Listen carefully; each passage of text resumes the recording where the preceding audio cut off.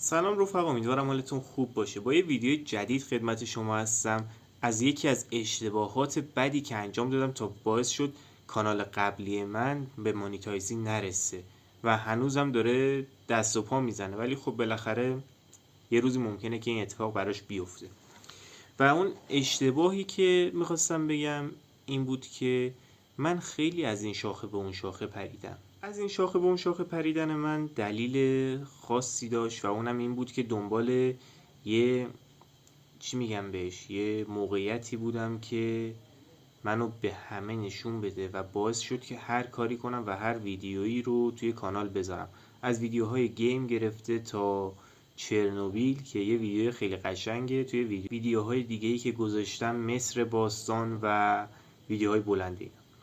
بعدش باز دوباره رفتم سراغ گیم و این باعث شد که کانال من، یعنی اصلا دهن یوتیوب رو یه جورایی سرویس کردم. نفهمید که آقا این فاز چیه، نمیدونم چرا اینجوری کار میکنی. یه رشته رو نچسبیدم برم جلو و سعی کردم که از همه رشته یه قاشق بریزم داخل این آشی که داشتم میپختم و نتیجه شد این که من الان 320 تا 330 تا ویدیو گذاشتم و هنوز مانیتایز نشدم. اون زمانی که من ویدیوها رو درست میکردم، یه کار خوبی که میکردم این بود که فیلمنامه رو مینوشتم و اون چیزایی که باید میگفتم رو روی دفترم مینوشتم.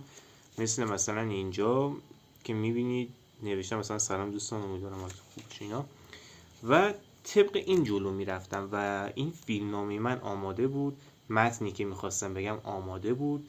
ولی الان خیلی فی‌البداهه تر دارم حرف میزنم و اشتباهات گذشته رو راحت تر میتونم بیان کنم و فن بیان من هم توی این مجموعه که طی کردم خیلی بهتر شده. خلاصه اگه میخواین که کار یوتیوب رو شروع کنید، یک رشته رو که واقعا توش میتونید حرفی برای گفتن داشته باشید دست بگیرید و همون رو ادامه بدید. هی از این شاخه به اون شاخه پریدن هیچ سودی برای کانال شما نداره.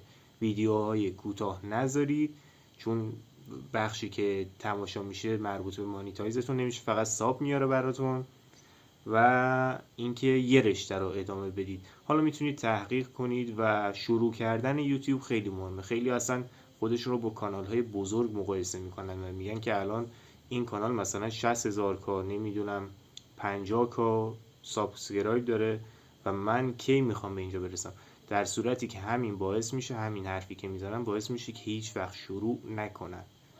پس یادتون باشه که شروع کردن مهمتره. یعنی شما اولی که شروع میکنی کار خیلی سختی داری و یواش یواش ویدیوهاتون به بقیه ساجست میشه و بقیه میان تماشا میکنن و یواش یواش کار شما رشد و رونق پیدا میکنه. یادتون باشه توی شلوغی‌های یوتیوب اگه ما رو ساب نکنید به احتمال زیاد دیگه هیچ وقت ما رو پیدا نمیکنید، ولی اگه ما رو ساب میکنید بهتون تبریک میگم، چون شما هر روز قرار چیزای جدیدتری یاد بگیرید. یا علی، دمتون گرم.